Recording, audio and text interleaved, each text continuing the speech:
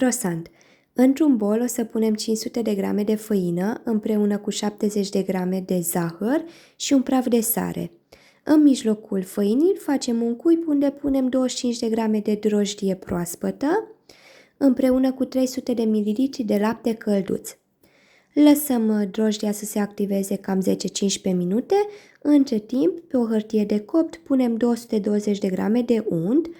Deasupra mai punem o hârtie de copt și întindem untul cu sucitorul, pe care îl punem la frigider 30 de minute.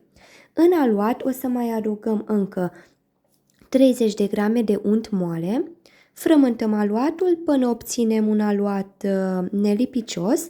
Lăsăm la odihnit cam 30 de minute, iar după aceea o să-l întindem întrucât să încapă untul din frigider. Împăturăm untul ca să nu se vadă, după aceea o să-l întindem cu sucitorul un pic și după aceea împăturăm aluatul cam de 3 ori, după cum se vede și în video. Îl punem în frigider 30 de minute, după aceea iarăși scoatem din frigider, întindem aluatul, împăturăm în 3.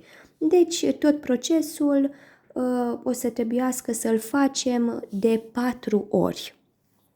Cam 2 ore trebuie să stea în frigider aluatul.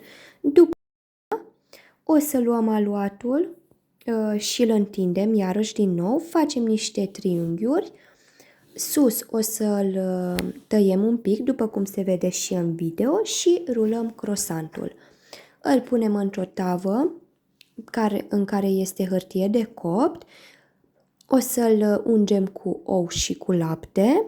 Lăsăm 2 ore la dospit, iar după aceea o să-l introducem în cuptorul preîncălzit cam 25-30 de minute.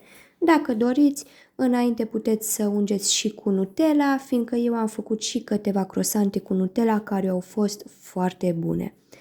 Și cam așa arată croissantele noastre. Merită să încercați rețeta și pentru mai multe rețete nu uitați să ne urmăriți. Vă mulțumesc frumos și o zi